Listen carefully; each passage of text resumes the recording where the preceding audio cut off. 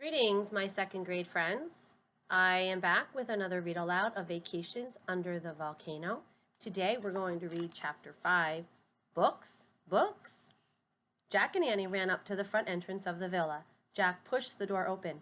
Go in, hurry, said Annie. They slipped into the main hall. Hello, Annie called.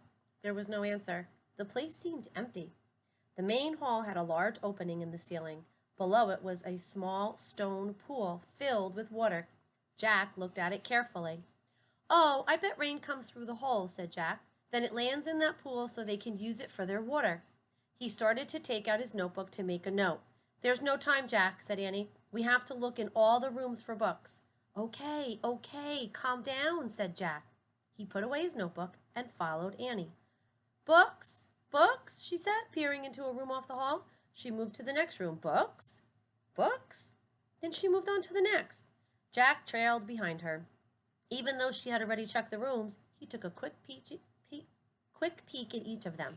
He wanted to see what a house in Roman times looked like, and he'd write notes later. The first two rooms had wooden beds. The walls had pictures painted on them. The floors were covered with tiny pieces of colored stone. The third room had a low table with silver dishes on it. 3 sloping couches were placed around the table. The couches were covered with pillows. This must be the dining room, said Jack. People from Roman times lay down on couches while they ate. Did you know that?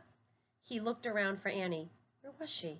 Jack, come here, Annie called. Jack followed her voice. She was in a garden off the dining room.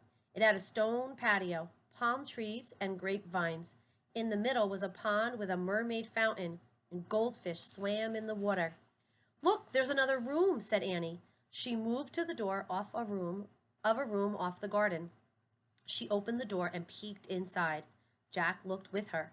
Along the walls of the room were long shelves with rolls of paper on them.